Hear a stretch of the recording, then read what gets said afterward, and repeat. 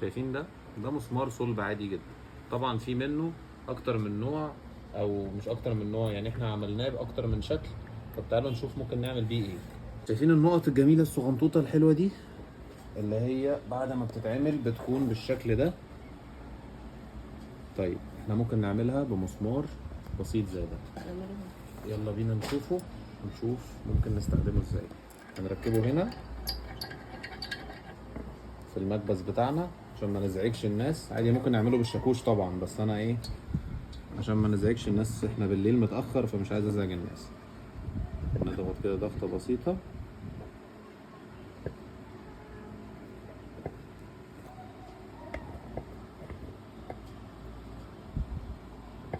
خلي بالنا واحنا بنضغط لحسن ايه يتخرم مننا، احنا مش عايزين نخليه يخرم الجلدة نفسها، لا احنا عايزينه بس يضغط ضغطة بسيطة يدينا الشكل اللي احنا شايفينه ده.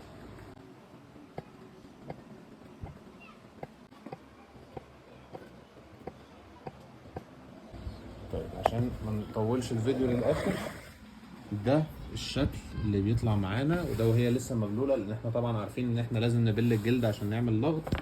طيب وده نفس الشكل بعد ما بينشف، وبعد كده لسه طبعا المرحله بتاعته بيجي بعد كده مرحله الصبغه.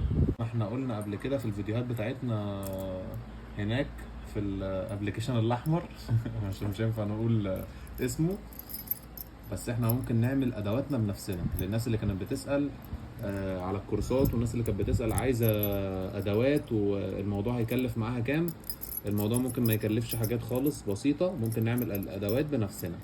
بس شكرا، باي باي.